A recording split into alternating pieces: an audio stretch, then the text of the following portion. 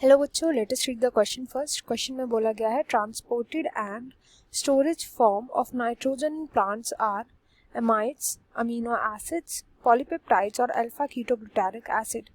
वो form nitrogen की जिसमें कि नाइट्रोजन का स्टोरेज एंड उसका ट्रांसपोर्टेशन किया जाता है प्लांट्स के अंदर, वो कौन सी फॉर्म होती है इनमें से। तो की कॉन्सेप्ट यहाँ पर हम स्टडी करेंगे, अमाइड्स का की कंसेप्ट यूज होगा। अमाइड्स जो होता है ये वर्ड बना है अमीनो एसिड से। अमीनो एसिड का स्ट्रक्चर होता है एक कार्बन जो कि अटैच्ड होता है एक आर ग्रुप से, एंड ये आर ग्रुप चेंज होता रहता है। एक कार्बोक्सिलिक ग्रुप प्रेजेंट होगा, एक NH2 ग्रुप प्रेजेंट होगा एंड देन एक हाइड्रोजन। ये बेसिक स्ट्रक्चर होता है सभी अमीनो एसिड का, मतलब कि सभी के सभी अमीनो एसिड्स के पास नाइट्रोजन प्रेजेंट होता है। अब प्लांट्स के अंदर जो नाइट्रोजन का एब्जॉर्प्शन होता है वो मोस्टली या तो अमोनियम फॉर्म में होता है या फिर नाइट्रेट की फॉर्म में होता है। दोनों ही फॉर्म में जब ये नाइट्रोजन को एक्सेस करते हैं तो नाइट्रेट वाला जो है ये यूजुअली यूज किया जाता है न्यूक्लिक एसिड के फॉर्मेशन के लिए, न्यूक्लिक एसिड्स बनाने के लिए। फिर एज ये जो अमोनियम आयन है, अमोनियम आयन का यूज किया जाता है टू फॉर्म अमीनो एसिड्स। ऐसा इसलिए क्योंकि अमोनियम जो होता है ये बहुत खतरनाक होता है अगर ज़्यादा टाइम के लिए स्टोर्ड रहे, तो प्लांट इसको बहुत देर के लिए स्टोर नहीं कर सकता, वरना टॉक्सिक हो जाता है। तो इससे अमीनो एसिड बना दिए जाते हैं ऐसे। एंड इन अमीनो एसिड में से जो मेन अमीनो एसिड है वो है ग्लूटामिक एसिड, जिन्हें बनाया जाता है। नेक्स्ट आते हैं aspartic acid, glutamic and aspartic acid. कई बारी जब इनकी ज़रूरत नहीं होती तो इनको स्टोर करने के लिए इन्हें चेंज कर दिया जाता है इन अमाइड फॉर्म।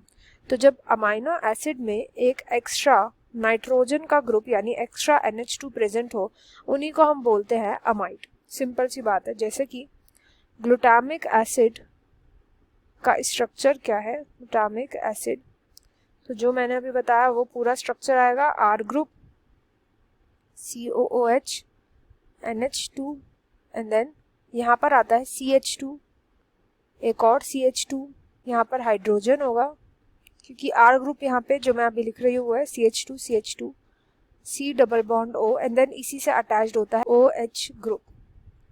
अब यहाँ पर जब ग्लूटामीन बनेगा, ग्लूटामीन होता है अमाइड,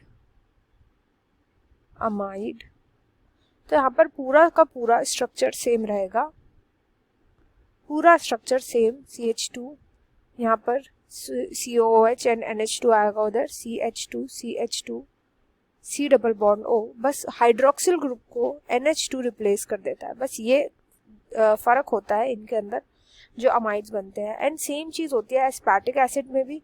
जब एस्पार्टिक एसिड को एक्सचेंज करके एस्पार्टिक एसिड को इसको चेंज करके एस्पैराजीन बनाया जाता है, तो एस्पैराजीन के अंदर भी सेम होता है। जो हाइड्रोक्सिल ग्रुप होता है उसको एक्सचेंज करके NH2 ग्रुप लगा दिया जाता है एंड देन वो बन जाता है अमाइड। अब अमाइड नॉन टॉक्सिक होते हैं नेचर में एंड इनको काफ़ी टाइम के लिए स्टोर कर सकता है प्लांट। इनको ब्रेक डाउन करके वापस अमीनो एसिड बना सकते हैं। ग्लूटामिक एसिड से कई सारे अमीनो एसिड्स और आगे बन सकते हैं। तो इसलिए इस क्वेश्चन में जो अमीनो एसिड्स लिखा है उसमें स्टोर नहीं करते, पेप्टाइड्स की फॉर्म में स्टोर नहीं करते, अल्फा कीटोग्लूटारिक एसिड्स की फॉर्म में नहीं, ऑप्शन 1 अमाइड्स की फॉर्म में स्टोर करते हैं। I hope you understood well. Best of luck and thank you.